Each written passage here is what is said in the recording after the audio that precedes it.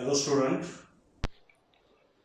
Now today is my lecture number 8 and date is 20th October 2020 and name of the chapter units and measurements. तर या चॅप्टरमधलं dimensional ॲनालिसिसचा पहिला उपयोग आपण काल with काही इक्वेशन्स घेऊन आपण तो कसा उपयोगात आणला जातो आणि त्याच्या सहाय्यानं दिलेलं फिजिकल इक्वेशन डायमेन्शनली बरोबर आहे का नाही कसं चेक केलं जातं हे आपण पाहिलेलं आहे. तर कालच्या ह्याच्यामध्ये एक उदाहरण मी आपल्याला दिलं होतं, एक इक्वेशन दिलं होतं. Now F is equal to 6 pi eta r v. Now this equation you may check whether it is dimensionally correct or not. Correct or not. Now here F is force, eta is coefficient of viscosity, R is a radius,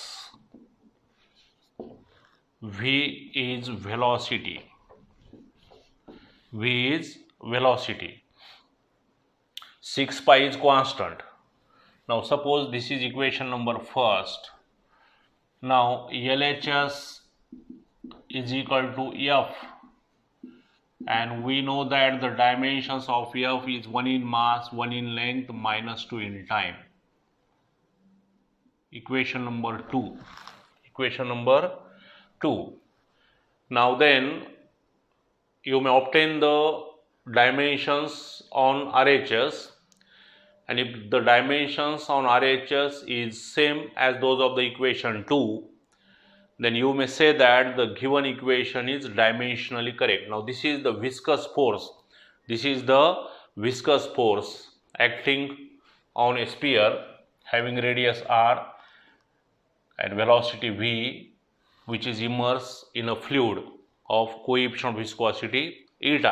तो theoretical भाग आहे, तो तुम्हाला टप्प्याटप्प्यानं होत राहील. आपल्याला फक्त इथं आता डायमेन्शनल ॲनालिसिसवरती आणि त्याच्या सहाय्यानं दिलेलं इक्वेशन चेक करणं आहे की नाही, आपण टप्प्याटप्प्याने ह्या गोष्टी सगळ्या व्यवस्थित समजून घेऊयात.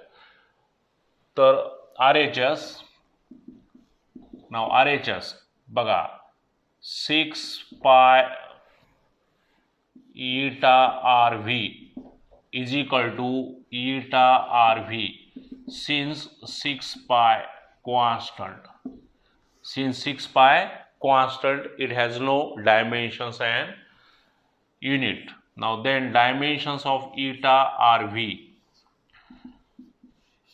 आता ईटाचं युनिट तुम्हाला मी दिलं होतं. आता टप्प्याटप्प्याने तुम्हाला ह्या सुद्धा गोष्टी इझी होत जातील. तर होमवर्क म्हणून किंवा रेफरन्स म्हणून तुम्हाला सांगतो, coefficient of viscosity NS metre square हे त्याचं युनिट आहे.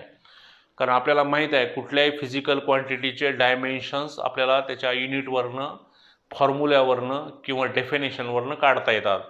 तर खूप विद्यार्थ्यांनी हे सुद्धा उदाहरण अगदी करेक्ट सोडवलेलं आहे. तर काही विद्यार्थ्यांमध्ये थोडंसं कन्फ्युजन आहे. तर कन्फ्युजनचा भाग मी त्यांना ज्या त्या विद्यार्थ्याला व्हॉट्सअपवरती मी सांगितलेला. आपला रिस्पॉन्स इतका प्रचंड आहे की मला वेळ कमी पडतो आहे आपल्याला रिप्लाय देत असताना. तरी पण यथाशक्ती मी आपल्याला रिप्लाय देण्याचा प्रयत्न करतच आहे. तरी पण आपण जास्तीत बरोबर सोडवण्याचा प्रयत्न करा, थोडं सिस्टमॅटिकपणे घ्या. तर बघा N म्हणजे force.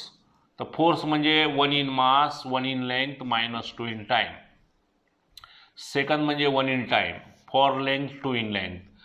If you solve this, then the dimensions are 1 in mass, minus 1 in length, minus 1 in time. हे कशाचे डायमेन्शन्स आहेत? हे पहा, हे L स्क्वेअर वरती गेलं, हे 1 आणि -2 -1 आणि -2 आणि +1 काय होईल? -1 होईल. हे डायरेक्ट जरी तुम्ही इटाचे डायमेन्शन लिहिले रफला कुठेतरी सोडून तर चालू शकतात. हे तुमच्या रेफरन्ससाठी. Since now eta is 1 in mass, minus 1 in length, minus 1 in time. For R it is L, for V it is LT minus 1. आता थोडं डायरेक्ट आपण लिहूयात. लक्षात आलं का नाही? बघा मग हे सोडूयात आपण. नाव इज इक्वल टू 1 इन मास. आता इथं यल आहे, इथं यल आहे, इथं यल आहे, 3 यल आहेत.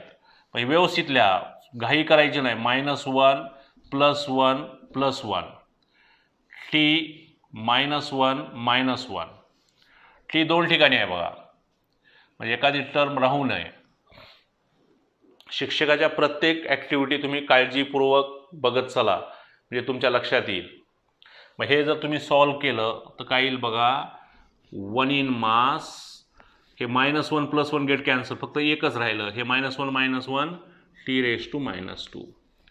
Now this is the dimension of RHS, this is the dimension of LHS. Now say it is equation number 3.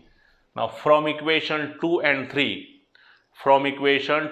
3, it is clear that the dimensions of LHS is exactly equal to the dimensions of RHS. Therefore you may say that the given equation is dimensionally correct.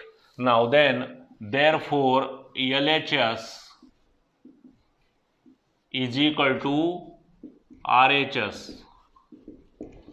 कशाच्या संदर्भात? हे डायमेन्शनच्या संदर्भात. Therefore the given equation is dimensionally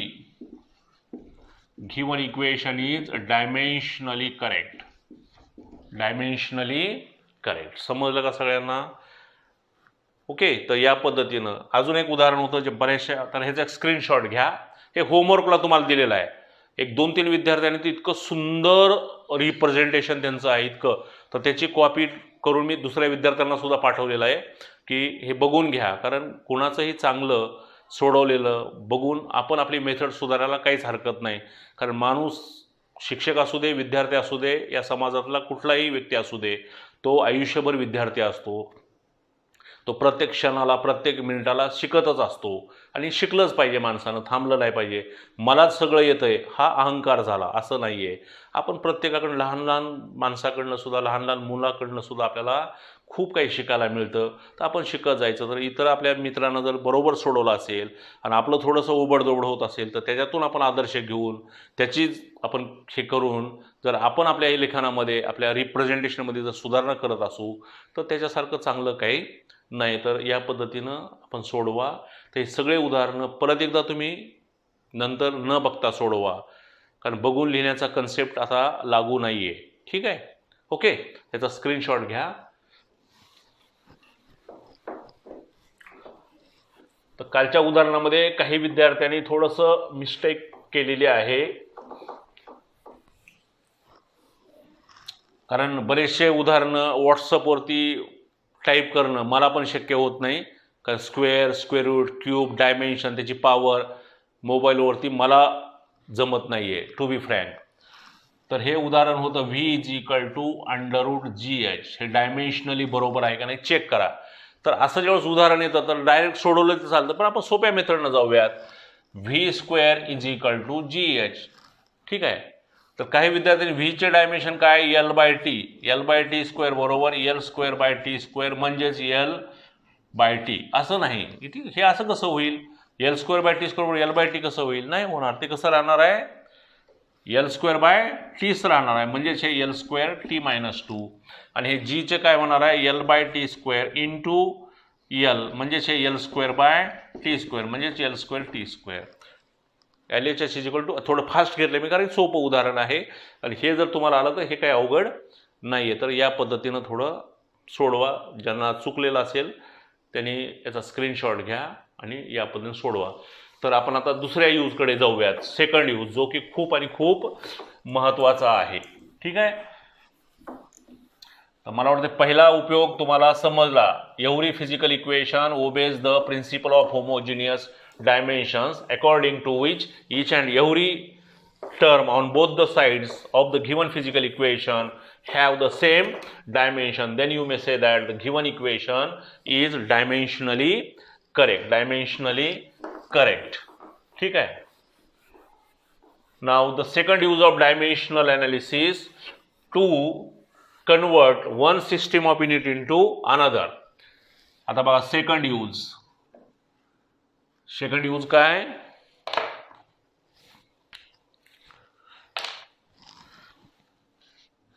conversion of one system of units into another. एका system मधून unit दुसऱ्या system मध्ये आपल्याला काय करता आलं पाहिजे? कन्वर्ट करता आलं पाहिजे किंवा कन्वर्ट करता येतं. कशाच्या सहाय्यानं? डायमेन्शनल ॲनालिसिसच्या सहाय्यानं. म्हणून हा त्याचा सेकंड यूज आहे.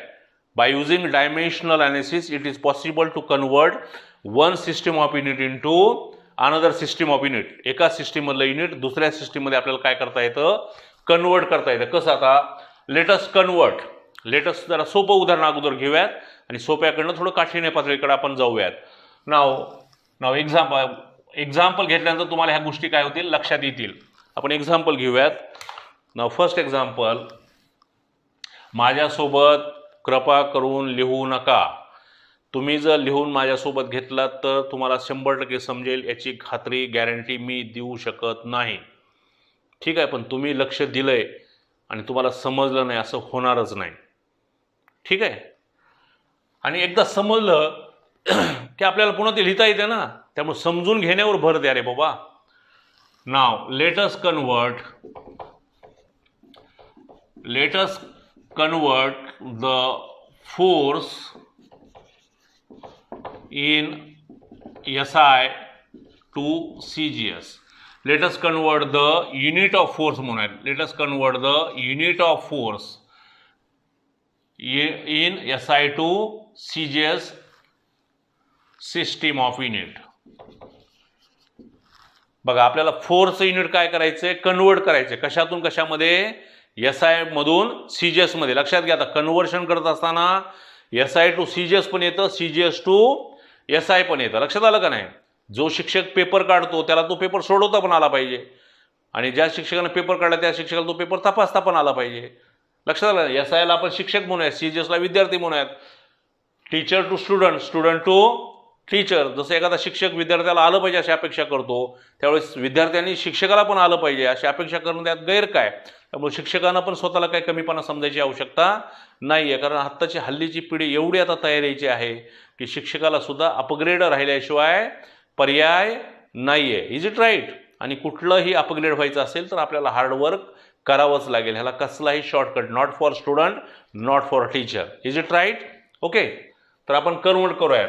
नाव the force measured in SI system newton, force measured in CGS system dyne. बरोबर आहे का? बघा, समजून घ्या, खूप महत्वाचा यूज आहे. पहा, फोर्स SI सिस्टीम मधलं युनिट काय? न्यूटन आहे. फोर्स CGS सिस्टीम मधलं युनिट काय? डाइन आहे. तर मी तुम्हाला शिकवताना सांगितलं होतं बघा, there are 4 system of unit, CGS, FPS, MKS. ह्या मेन 3 सिस्टीम आहेत. पण ह्या तिन्ही सिस्टीम कुठल्या देशात कुठली वापरतात, कुठल्या देशात कुठली वापरतात. पण आपण युनिटच्या संदर्भात काय बघितलं की युनिट असं पाहिजे की ते जगानं स्वीकारलं पाहिजे. मग जर युनिट जगानं स्वीकारलं पाहिजे तर सिस्टीम पण कोणी स्वीकारली पाहिजे? संपूर्ण जगानं स्वीकारली पाहिजे. मग त्या सिस्टीमला काय नाव दिलं आपण? SI system. काय नाव दिलं? म्हणजे SI सिस्टीम मध्ये फोर्स कुठल्या ह्यानं मोजणार? न्यूटननं. आणि CGS मध्ये डाइननं. मग CGS मधले युनिट कसे असतात? लहान असतात ॲज कम्पेअर टू SI. और SI unit are larger than the unit in CGS system. कारण सेंटीमीटर, कारण SI सिस्टीम हे कशाचं इम्प्रूव्हमेंट फॉर्म आहे? MKS सिस्टीमचा आहे. लक्षात आलं का? तर न्यूटन मोठा आहे, डाइन लहान आहे. तर आता हे सगळ्यात महत्वाची स्टेप आहे बघा. Therefore 1 newton is equal to X dyne. हे कुणाला समजलं नाही? Equation number first. बघा, आता मी तुम्हाला सांगतो, हे 1000 आहे. 1000 बरोबर 100 असं कोणी म्हणेल का? वेड्यात काढतील लोक. 1000 बरोबर 100. 1000 म्हणजे न्यूटन, 100 म्हणजे डाइन. आम्ही तुम्हाला म्हणलं ना, न्यूटन मोठा आहे, डाइन लहान आहे. मोठा आणि लहान बरोबर होईल का? नाही होणार. पण होईल कधी? जर लहानाला कशानं तरी आपण गुणलं तर. माझ्याकडे 1000 रुपये आहेत, दुसऱ्याकडे 500 आहे, लक्षात आलं नाही. त्याला जर माझ्याबरोबरचे पैसे आणायचे असतील, 1000 रुपये आणायचे असतील, तर दुसऱ्याने त्याला काय करावं लागतील, 500 रुपये द्यावे लागतील. म्हणजे त्याच्या खिशामध्ये किती झाले, 1000 झाले. लक्षात आलं का नाही. म्हणजे बघा 1000 बरोबर 100 नाही, पण 1000 बरोबर आपल्याला 100 लिहिता येतं. कधी, जर ह्याला तुम्ही 10 गुणलं तर. If you multiplied by this 100 into 10, then 10 into 100 is 1000. Therefore here you may say that 1000 is equal to 10 into 100, but this 10 is x, this 10 is x. आता इथं तुम्हाला 10 कळू, कारण 1000 बरोबर 100 लिहिलं तरी चुकणार आहे, चुकतंय तुम्हाला माहित आहे. पण 1000 बरोबर 100 लिहून जर त्याला 1000 बरोबर आणायचं असेल तर तुम्ही सहज सांगणार ह्याला कितीनं गुणावं लागेल, 10 गुणावं लागेल. लक्षात आलं का नाही. तसं न्यूटन बरोबर जर डाईन आणायचं असेल तर नेमकं एक्सची किंमत किती आहे, 10 आहे का 5 आहे का 2 आहे का 1 आहे, हे आपल्याला माहिती नाही. Remember that the value of x can be determined with the help of dimensional analysis. The value of x can be determined with the help of dimensional analysis. Now suppose that here the value of x is 10, then you may write 1 Newton is equal to 10 dyne. If the value of x is say 20, is say 100, then you may write 1 Newton is equal to 100 dyne. हा 10 आहे का 100 आहे का 1000 आहे का अजून काय आहे हे आपल्याला माहिती नाहीये. तर ती माहिती करून घेण्याची पद्धत किंवा त्याची एक्सची करेक्ट किंमत काढणं कशापासून आपल्याला पॉसिबल झालेलं आहे, शक्य झालेलं आहे, डायमेन्शनल ॲनालिसिस पासून. समजलं का. म्हणून आता त्या एक्सची किंमत जर आपल्याला कळाली, आता 10 आहे का 100 आहे का 1000 आहे का 2000 आहे आपल्याला माहिती आहे का, नाहीये. पण ते एक्झॅक्ट व्हॅल्यू एक्सची आपल्याला कळते कशाच्या सहाय्यानं, डायमेन्शनल ॲनालिसिसच्या सहाय्यानं. मग ते आपण काढूयात. मला वाटतं मित्रांनो समजलं का. ह्या पाहिजे एक्स न डाईनला गुणलं तरच ते न्यूटन होणार आहे, कारण न्यूटन मोठा आहे, डाईन लहान आहे. कारण कुठलीही लहान फिजिकल क्वांटिटी जर ती मोठ्या फिजिकल क्वांटिटी बरोबर आणायची असेल तर त्याला कशानं तरी मल्टिप्लाइड करण्याशिवाय पर्याय राहत नाही. मग आपण इथं काय म्हणलं, एक्सनं मल्टिप्लाइड केलं. आणि इथं काम आपलं काय मेन, त्या एक्सची व्हॅल्यू काढणं कशाच्या सहाय्यानं, डायमेन्शनल ॲनालिसिसच्या सहाय्यानं. म्हणजे सगळ्यात मेन इक्वेशन आहे पहा. आता पुन्हा डायमेन्शनल ॲनालिसिस शिकत असताना मी तुम्हाला अजून एक बाब सांगितली होती बघा. The speed can be measured in millimetre per second, metre centimetre per second, metre per second, kilometre per second, kilometre per hour. आठवतंय का रे बाबा. Speed can be measured in millimetre per second, speed can be measured in centimetre per second, speed can be measured in metre per second, speed can be measured in kilometre per second, speed can be measured in kilometre per hour. Now remember that the physical quantity measured in any system of unit, but remember that the dimensions of that physical quantity should be same. एखाद्या physical क्वांटिटीचं unit कोणत्याही सिस्टीममध्ये मोजा, त्याचे dimension कसे असतील, same असतील. कारण आता एक सोपं उदाहरण आहे पहा. Length measured in millimetre, dimension काय येईल. Length measured in centimetre, dimension काय येईल. Length measured in metre, dimension काय येईल. Length measured in kilometre, dimension काय येईल. कारण ही लेंथ लहान असू दे मोठी असू दे, डायमेन्शन सेम, डायमेन्शन सेम. आता हे सांगण्याचं कारण, आता हे सुद्धा युनिट वेगवेगळं आहे, त्याला डायमेन्शन काय येतील, L/T येतील. काय येतील, L/T येतील. कळालं का. तसं युनिट न्यूटन असू दे किंवा डाईन असू दे, सिस्टीम कुठली बी असू दे, लक्षात आलं का, तर त्याचे डायमेन्शन कसे असतील, सेम असतील. कसे असतील, सेम. म्हणजे whether the force measured in newton or the force measured in dyne, the dimension should be same. The dimension should be same. इथं लिहूयात, let x be the conversion factor. Let x be the conversion factor. You may determine the value of x with the help of dimensional analysis. हे तुम्हाला समजण्यासाठी मी लिहून दिलोय, dimensional analysis. Okay. Now writing the dimensions on both the sides.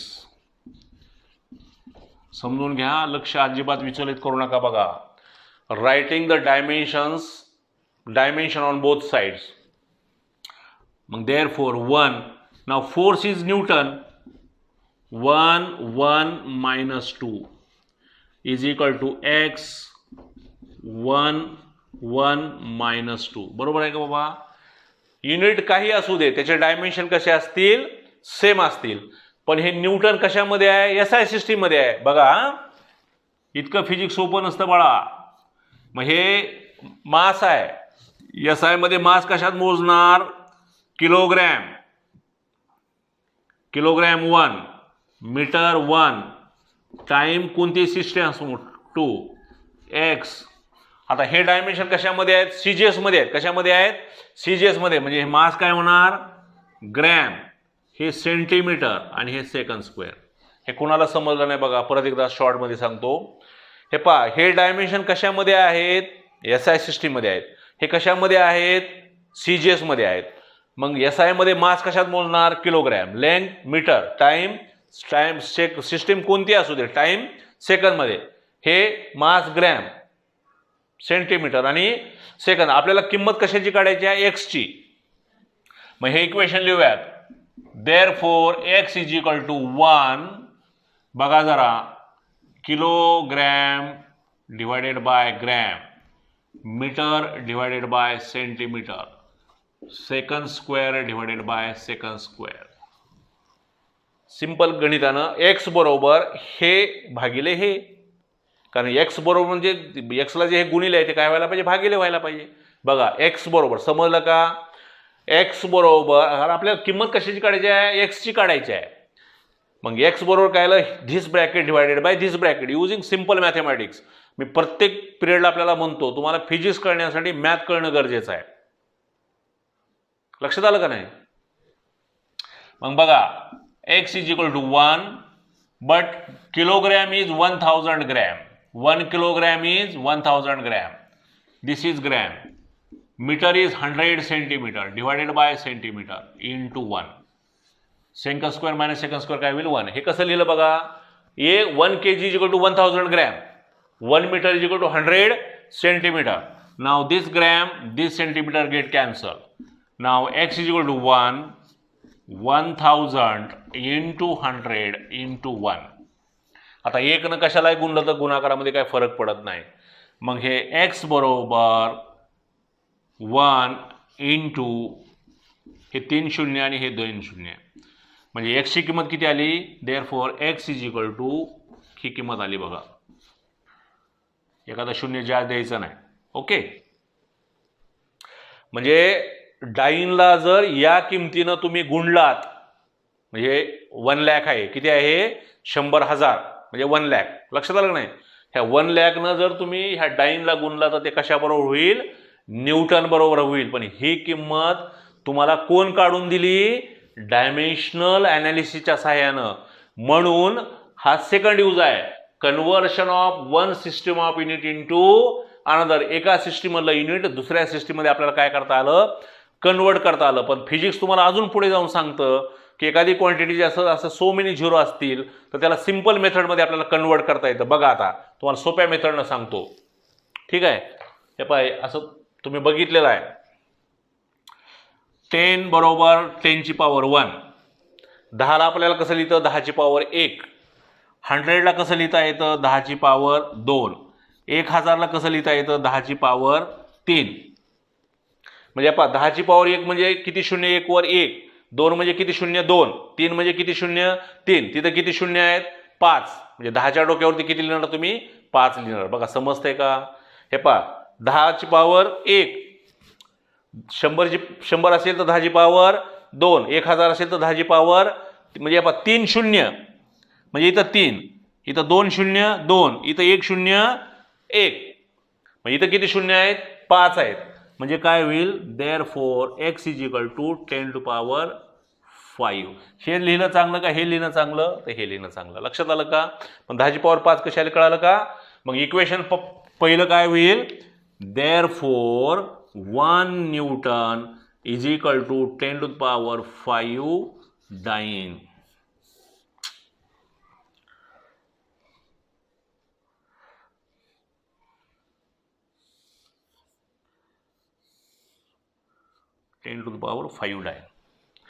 Equation number 2.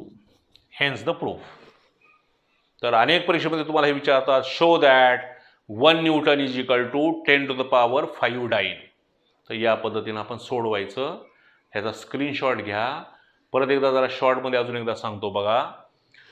Now, with the help of dimensional analysis, it is possible to convert the unit of any physical quantity from one system of unit into another. एका system मधलं unit दुसऱ्या system मध्ये आपल्याला convert करता येतं. कशाच्या सहाय्यानं? Dimensional एनालिसिसच्या सहाय्यानं. Now here let us convert the unit of force in SI system to CJ system.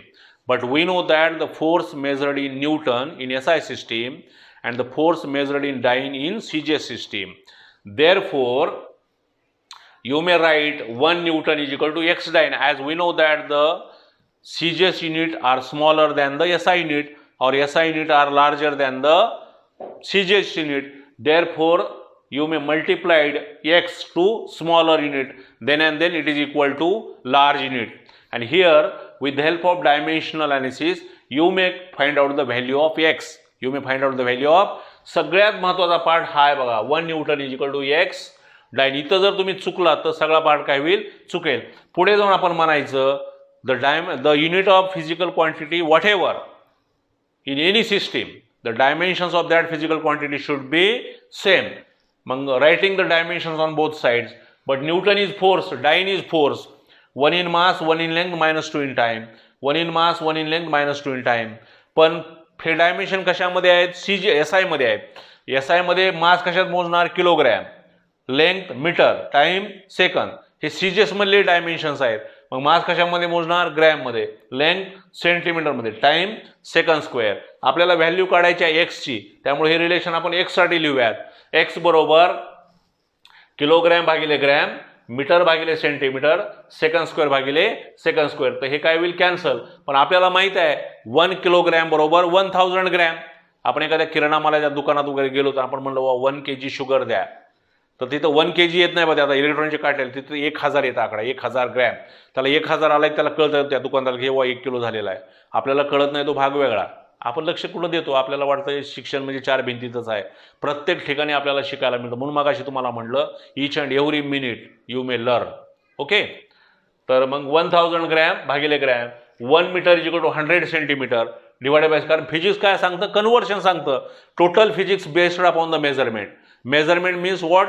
Convert one physical quantity into another of the same kind. Now this gram get cancelled, cm get cancelled. Now remaining part is 1000 into 100. If you multiply like this and simplify it, and you may write X is equal to 10 to the power 5.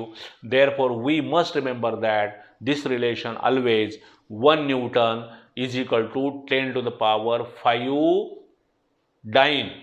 आता झोपेतून जर उठलात आणि कुणी विचारलं तुम्हाला 1 Newton बरोबर किती dine, तर तुम्ही म्हणलं पाहिजे 1 newton is equal to 10 to the power 5 dyne. लक्षात आलं का?